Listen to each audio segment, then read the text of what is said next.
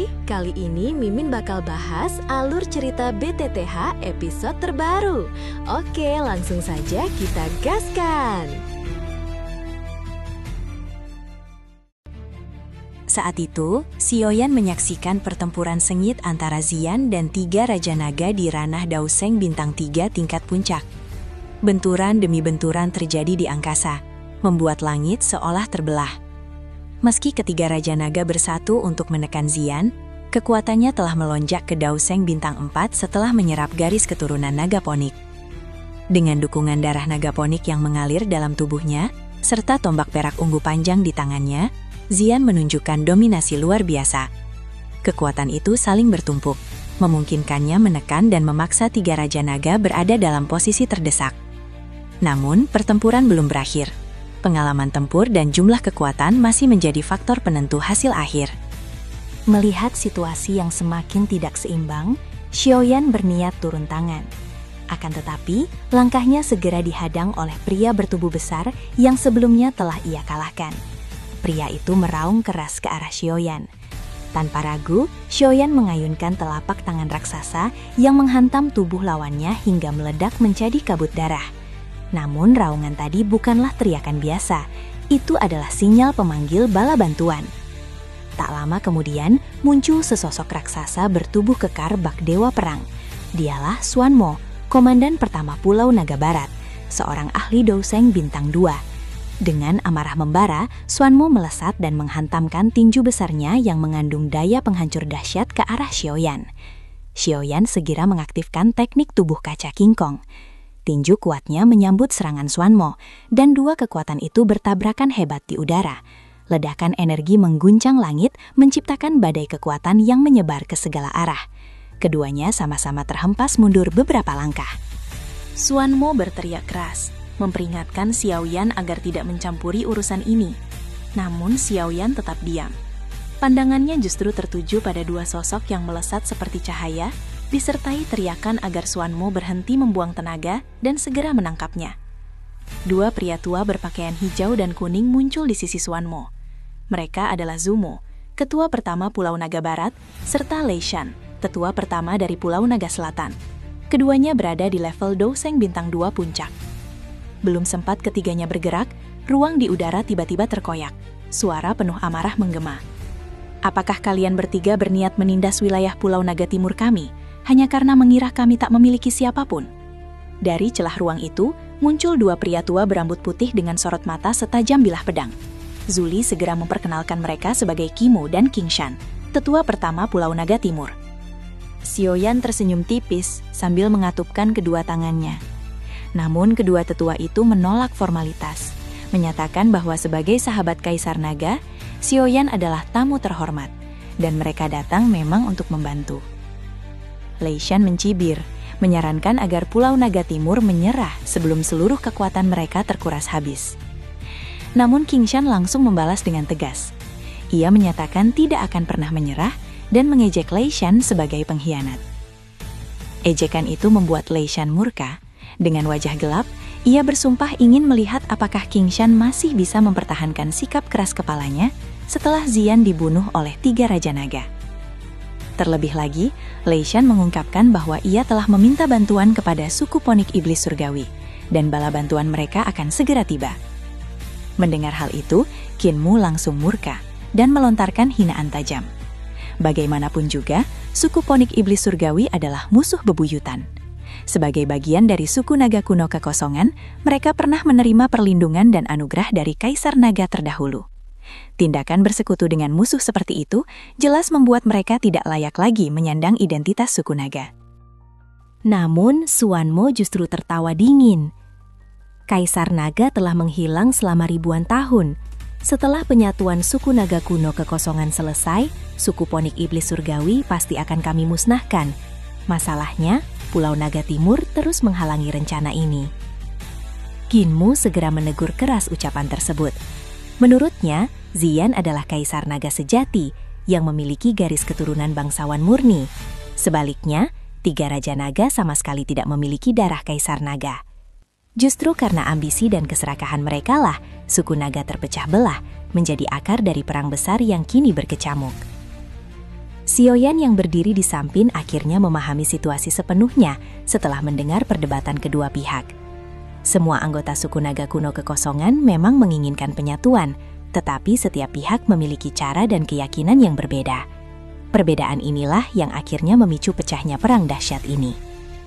Sioyan pun angkat bicara, menyatakan bahwa tidak perlu lagi menunggu kedatangan suku Ponik Iblis Surgawi, karena ia telah mengusir mereka. Bersamaan dengan itu, ia melepaskan aura tubuh King Huang. Tekanan mengerikan langsung menyelimuti medan pertempuran, membuat kedua kubu terkejut. Melihat bukti nyata tersebut, Xuanmo meraung penuh amarah. Ia menuduh Sioyan telah merusak rencana besar 3 Pulau Naga, lalu memerintahkan Zumu dan Leisan untuk segera menyerang dan meratakan Istana Naga. Tak lama kemudian, puluhan sosok ahli bergegas maju. Lebih dari 10 ahli Bangseng memimpin pasukan, diikuti banyak praktisi tingkat Douzun Bintang 5. Kedua kubu pun menyerbu tanpa ragu. Dalam sekejap, pertempuran brutal meletus. Gelombang energi dahsyat saling bertabrakan, mengubah seluruh wilayah menjadi lautan kehancuran. Sioyan bergerak cepat. Telapak tangannya menghantam seorang ahli Douzun Puncak, memaksa lawannya memuntahkan darah segar dan terlempar mundur dengan wajah pucat. Sioyan lalu mencengkram orang itu dan menjadikannya senjata hidup. Dengan satu ayunan brutal, tubuh tersebut menghantam seorang ahli tingkat elit Banseng hingga terluka parah. Setelah itu, pandangan Sioyan beralih ke arah pertempuran utama, Ziyan yang berhadapan dengan 3 Raja Naga. Ia paham betul bahwa hasil duel itu akan menentukan nasib perang suku naga kuno Kekosongan, sekaligus menetapkan siapa yang akan berdiri sebagai pemenang terakhir. Karena itu, Sioyan segera memerintahkan Yao Ming untuk membantu 2 tetua pertama Pulau Naga Timur menahan Xuanmo dan 2 tetua lainnya. Sementara itu, ia sendiri akan turun langsung membantu Ziyan. Sorot mata Sioyan berubah tajam. Sayap tulang ponik muncul dari punggungnya, memancarkan aura dingin dan mematikan.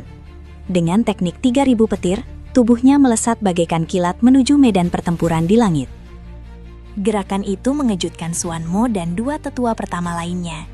Mereka berniat mengejar, namun sebelum sempat bergerak, Yao Ming bersama 2 tetua Pulau Naga Timur telah menerjang dan menghalangi jalan mereka. Bentrokan sengit pun kembali meletus. Di tengah laju kecepatannya, Xiaoyan berkata dingin bahwa ia ingin menyaksikan secara langsung seberapa mengerikan kekuatan sejati 3 Raja Naga. Pada saat yang sama, pertempuran tingkat tertinggi antara Ziyan dan ketiga Raja Naga telah mencapai fase paling kritis. Berbagai serangan mematikan, siasat licik, perhitungan rumit, hingga serangan tersembunyi dilancarkan tanpa henti oleh ketiga Raja Naga.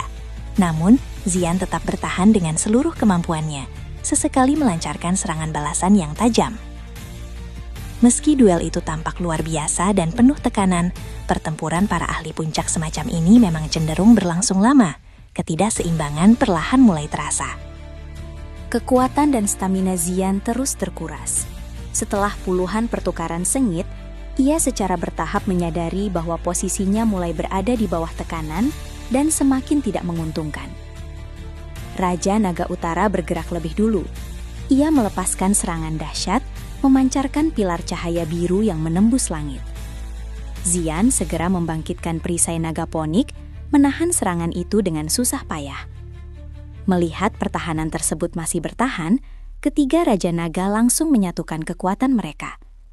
Langit bergemuruh saat mereka memanggil guntur kesengsaraan, petir 9 warna yang syarat kehancuran. Sambaran demi sambaran menghujani perisai Ziyan, membuat retakan-retakan halus muncul di permukaannya. Bahkan kilatan petir hitam menyambar ke bawah, merobohkan bangunan istana dan menewaskan banyak prajurit suku naga kuno Kekosongan. Akhirnya, perisai itu runtuh. Tubuh Ziyan terlempar mundur oleh hantaman kekuatan gabungan tersebut. Raja Naga Barat menatapnya dingin dan menyarankan agar Ziyan berhenti bersikap keras kepala dan mengakhiri pertempuran ini. Namun, Ziyan membalas dengan suara tegas, "Hentikan omong kosongmu." Sejak menghilangnya ayah Ziyan, ketiga Raja Naga itulah yang memanfaatkan kekosongan kekuasaan untuk memecah belah suku, hingga situasi berubah menjadi kekacauan seperti sekarang. Dengan kata lain, merekalah akar dari seluruh konflik ini. pendosa sejati yang sama sekali tidak layak mewarisi garis keturunan bangsawan naga kuno. Melihat tekad Xian yang tak tergoyahkan, ketiga Raja Naga tak lagi ragu. Aura mereka melonjak tajam, kekuatan mengerikan meledak dari tubuh masing-masing. Wajah Xian menggelap. Dari punggungnya, ia membentangkan sayap ponik 1000 kaki. Tekanan dahsyat langsung menyelimuti sekitarnya saat ia mulai mempersiapkan jurus pamungkasnya. Pemandangan itu membuat Raja Naga Utara mengerutkan kening. Ia tak berniat memberi Xian waktu. Dengan raungan keras, ia menerjang ke depan, diikuti Raja Naga Barat dan Selatan yang menyerbu dari belakang. Namun tiba-tiba, sebuah telapak musim semi kuning muncul dari robekan ruang dan menghantam ke arah mereka bertiga. Serangan mendadak itu membuat ketiga Raja Naga terkejut. Mereka segera memancarkan pilar cahaya, menghancurkan telapak tersebut sebelum sempat mendekat. Saat asap energi menghilang, terlihat sosok Xiaoyan berdiri di udara dengan sayap ponik terbentang di punggungnya. Melihat campur tangan Xiaoyan, ketiga Raja Naga langsung murka dan mengancam akan membunuhnya karena berani mencampuri urusan internal suku naga kuno kekosongan. Xian terpaku sejenak, terkejut namun juga lega. Ia segera berteriak agar Xiaoyan pergi karena masalah ini terlalu berbahaya untuk ditanggungnya. Namun Xiaoyan hanya menoleh dan bertanya dengan nada tenang. "Berapa lama kau butuh untuk menyiapkan serangan terkuatmu?" Xian terdiam sesaat sebelum menjawab dengan suara berat. 10 menit. Xiaoyan tersenyum tipis. "Cukup."